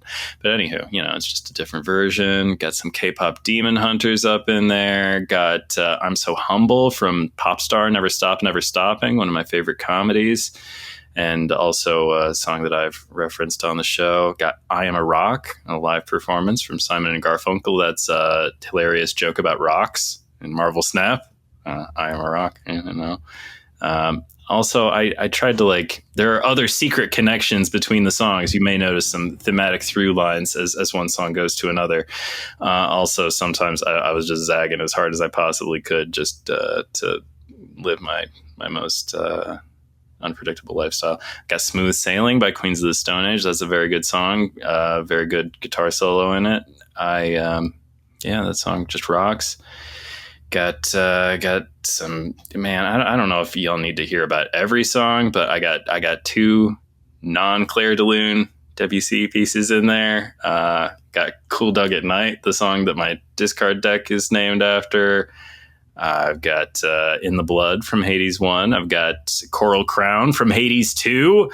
And I didn't double up on artists anywhere. I've got some local Iowa musicians. I got Empire Ants by Gorillaz. And if you can't make the lyrics of that song about Marvel Snap like 5 different ways, you really aren't trying. Lost in the Supermarket by The Clash. Everything Counts by Depeche Mode. Peggy Lee, Why Don't You Do Right from Fallout New Vegas, the game that is always in the Great Maybe Snap review game. There's always a Fallout New Vegas review in there. So if I bring it back for like the 1 year or something, just keep your ears open for a review that sounds like it might be about Fallout New Vegas, because there will be one. I got Wake Up, Get Out There from Persona 5, the regular ass Persona 5 intro music. The Persona 5 Royal intro music is fine too, but I like the anyway. I've got On My Way by Maxton Waller from the 2nd season of Dungeons and Daddies, a very fun actual play podcast that surely has nothing to do with anything we would ever do. Got Galvanized by the Chemical Brothers. Saw that in an advertisement yesterday, or heard it in an advertisement yesterday, and I was like, yes, songs, they do get used in advertisements, even when you didn't need to hear them there. Then I got Business Time by Flight of the Conchords. It's classic. One of my favorites. I love Flight of the Conchords. And then I've got Don't Tell Your Wife About This Game by Brian David Gilbert.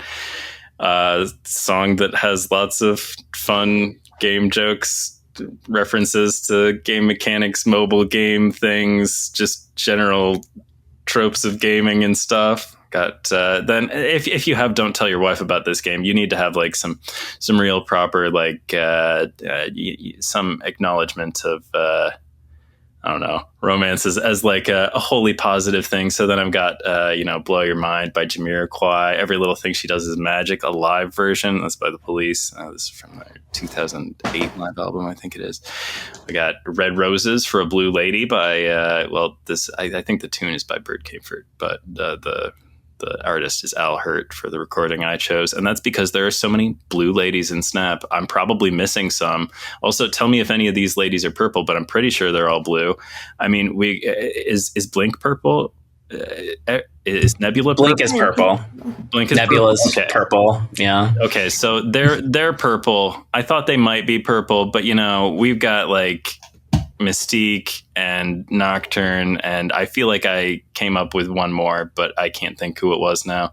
So I don't know. If you think of a third blue lady, Mystique. Right?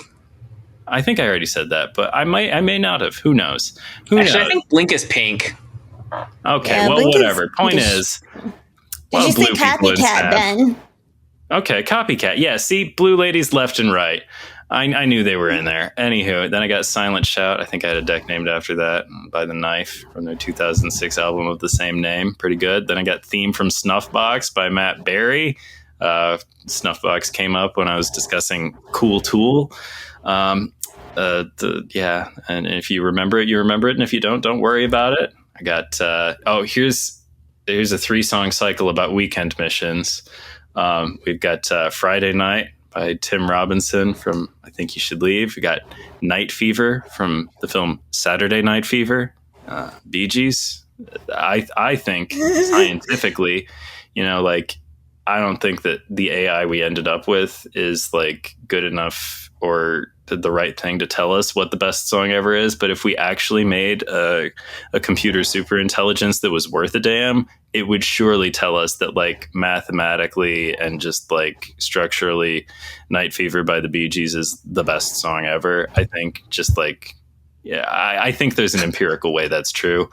Anywho, and then the third song in the weekend missions cycle is Lazing on a Sunday Afternoon by Queen. No, what about Monday? Monday is part of weekend missions now. That's the I know, right? Here's the thing. I know there are songs about Mondays. I just didn't feel like putting them on the list. They didn't make the cut. Are there no good songs? The only song I can think of would be like that Manic Monday, right? I didn't feel like it. I was like, I don't know. I think that it's just better to get the weekend missions out of the way a little sooner. Don't stress yourself once the week's begun. I like having the pad of Monday because you're always like, well, I wish I could do it Monday. It feels better. Well, that's fair, but I didn't feel like getting Monday in there, and I thought I had dedicated enough days of the week songs. Also, Lazing on a Sunday Afternoon covers all the days of the week. The name is not representative of the full content. It's such a good song. It's only a minute long. I could sing the whole thing for you, including the guitar solo right now, but I won't. And then, got more Debussy, got some Big Bang, G-Dragon, and T.O.P. T.O.P. is the rapper who plays Thanos on Squid Game. He got one more guest appearance in season 3. Wow, there were some things wrong with that third season. Why did they bring back the VIPs? I thought they learned their lesson. They weren't in the second season. But those horrible English-speaking actors from the first season, they made a reappearance. Sorry for spoilers. Anywho, then I've got the man with the machine gun from Final Fantasy VIII, the Black Mages version. It rocks incredibly hard. Then I've got Troy and Abed's Christmas rap, Christmas Infiltration from Community. Okay, yeah. That's a very fun song. Donald Glover is obviously the better rapper of the two, but, Danny Pudi does all right. You can tell he's got some musical theater training of some kind. Wait, come on, Childish Gambino? Like, that's not fair. Yeah, well, that's the thing. Like, of course, you're gonna be worse at rapping than Childish Gambino. It's a thing that will happen. Then I've got Breezin' by George Benson. I like to think that's the Winds of Watum song. But it's just like a beautiful, instrumental with like impeccable. It's just really good. That's like listen to the song. You'll know why it's Watum. there if you listen to it. You'll enjoy it. And yeah, I just wanted to balance out some of these things were chosen for I don't know.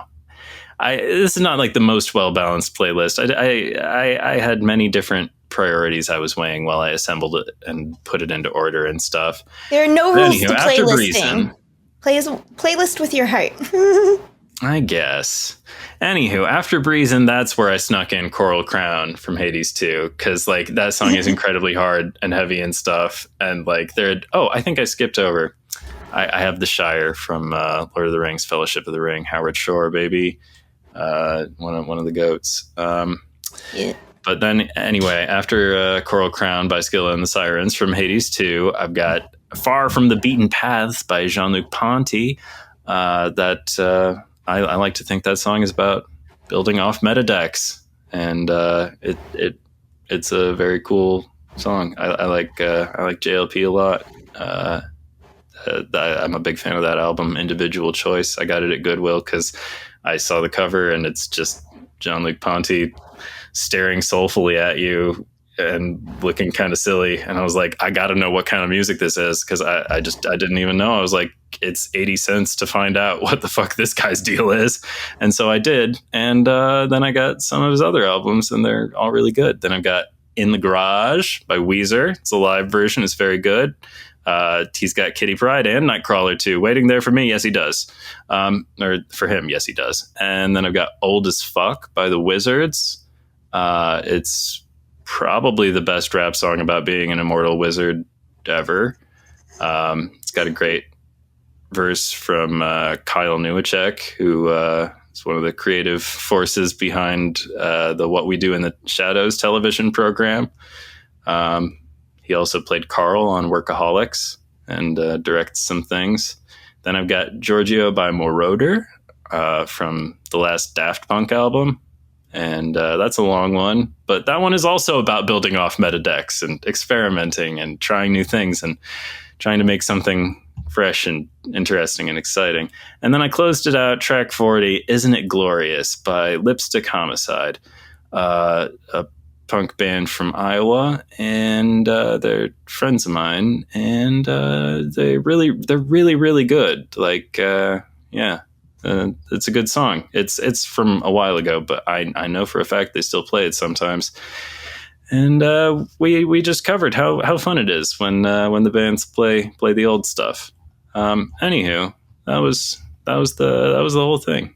I think I mentioned most. I scrolled through some things and didn't talk about them, but yeah, I also don't really listen to music very much these days. Not really for like 10 plus years, honestly. But I used to listen to a lot of music, and I still think about a lot of music. Oh, I guess you listen to podcasts. Yeah, that's. But then, how do you like dance while you do chores? I mostly just do the chores. But yeah, you know, it was fun putting it together, listening to the tracks, putting them in order, picking which things. You know, there were a lot of things that had to. There were things that I wanted to put on it after I'd finished it, but I was like, nope, just leave it like it is. Yeah, just I think almost all the, I don't know, and I think people might enjoy those songs. They're all mostly pretty good. That's my feeling. I don't know. It's a fun project. Anything interesting? I love making playlists. So yeah, if it made you happy, check it out. Well, you did the job. If it made you happy, well, I hope it made. I'm not saying people shouldn't listen, but definitely, like, anyway. But yeah, if you want to like understand what I'm about, what I'm up to, what kind of music I listened to 10 years ago, back when I listened to music and stuff. I mean, I don't want to make it sound like I never ever listen to music, but yeah, I don't know. I still love music, and you should listen to music. I still recommend listening to music. I'm not saying you should listen to podcasts, although I guess it's sort of implicit in, you know, the fact that we are recording one for you to listen to right now. So I don't know. After you get done with this episode, you could check it out if you wanted. No pressure, but the songs are good. I mean, I do recommend them. They are all bangers. It'll be in the show notes or video description. Oh, and now I suppose I must assign some secret homework. That's right. Guess what?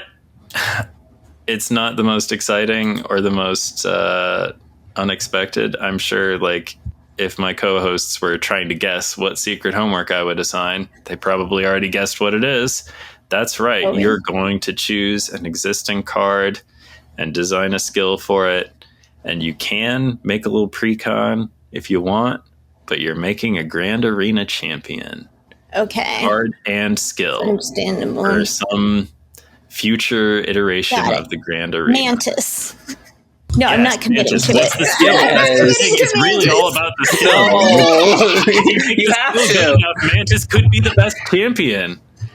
I think in Arisham, I played a good Mantis. I'm trying to think if really quickly I can remember what it was, but I got a Mantis and like because it was one of those things where you know where they're going to play, and I knew what they were going to play, and then I'm like, yoink for me. Oh, I think it was a big ass kitty or something. Anyway, it was just like haha. So Mantis. Good in Arisham, 0.01% of the time. Okay. I asked on. While I'm thinking of it, hey, really take a look at those skills of those champions and what they do, because I think that the ones with the better skills are the better champions. And I've only played 12 games, but that's my read on it, and that's why I kind of think that I picked a stinker with Human Torch, because his skill is it's kind of at odds with his ability. It very much is. Wow. I sometimes I just throw it out there and just throw it out there, But yeah, I mean, they're strong because they're the champions, but also you guaranteed get the skill. Like you always draw it. Like you can do cool stuff even with cards that are Mantis level of power. I was going to say, it was a couple weeks ago, I asked on Twitter for what card do you want to see me do a cool clip with? And Original Good Egg Wombat Combat said Mantis. And I tried. Good job, Wombat. I tried. And I should have recorded this one because I had one where I got 4 20 power Venoms using Mantis. I won because of Mantis. But I failed to record that one because I was like, we can do better than this. I don't know if you can do better than that. Speaking of failing Original Good Egg Wombat Combat, you know that I was only able to achieve the 2 nights Chronos clear after Wombat Combat had already left the stream, but only through the good vibes that Wombat Combat brought earlier in the evening. Only coasting on that energy was I able to muster the prowess to do what needed to be done. And thank you, Wombat Combat. Your presence always delights me. Oh, shoot. Wombat Combat also told me about a really interesting interaction that maybe you already know about. But, hey, if you scoot Mercury onto Moonstone, Moonstone can scoot in the same staging phase. Oh, you that's move really weird. onto the Moonstone lane, and you can just do it right away? What the hell? That don't seem right. That seems unnatural. Yeah. I found another one that works the same way after Wombat told me about that. If you move a Madam Web onto Moonstone, which is you have to do some steps to be able to move a Madam Web. But if you do that, then you can move another card from that location immediately because Moonstone takes on the ability. That is neato. Yeah, I did a really fun clip with it. Anyway, don't tune out yet. I don't know how many. I hope you all listen to the end because there's usually stuff after the outro. But we have special outro for the next few weeks because this is episode 49, and we're coming up on episode 50. We have 52. We haven't missed an episode yet. So 52 means it's an anniversary, and we're trying to do some fun stuff with that. One thing we're doing is a listener Q&A. You can ask us anything about anything. You can specify if you want a specific host to address it. And if there's anything that we're not comfortable answering, we just won't. So feel free, really, go for it. The Google form is how we're going to be collecting those questions. It will be in the show notes or video description. And please submit as many questions as you want, because we want episode 52 to be really super fun. Another thing we're doing, Mod Supreme Models is going to be running a magical heist tabletop RPG for us, and we are going to record that and put it out as a bonus episode. The game is called Magic if you want to check it out ahead of time. But anyway, we'll be doing that, and it's going to be super fun. We're very excited. that'll come out around the same time as episode 52. So look forward to that. Otherwise, if you liked what you heard, like, follow, subscribe, rate and review, leave a comment. You can do that on YouTube or Spotify, or you can come hang out with us in the Speakeasy, our little corner of Discord, specifically the Snap Judgments Network or Snap Judgments League Discord. Instructions to get there are in the show notes or video description. And I'm sorry to the one listener who was trying so hard to get into it last week. All three of us tried answering on YouTube and had our comments suppressed. So I don't know what kind of incantations need to be set to preserve comments, or like, I don't know, but instructions to get into the Discord are in the show notes or the video description. If you go into your podcast player or whatever, you should be able to find them there. There's a link and everything. And if you still don't get it, I don't know, DM me on Twitter or Blue Sky or something.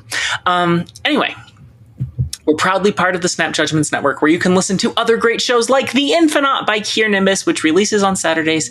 It's a solo show that covers news and vibes on, like card reviews and stuff like that and what's happening in Snap.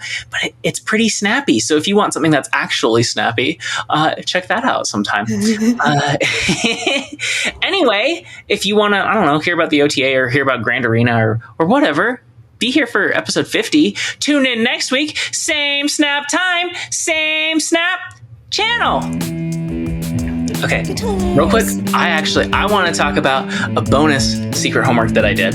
Okay. So back when I was a guy, or thought I was a guy, I was a shirt guy. I had like 50 different threadless shirts, if you know what threadless is anyway. Yes! I have threadless shirts. I have a whole bunch of them still. So tons of them were pop culture-y, but also...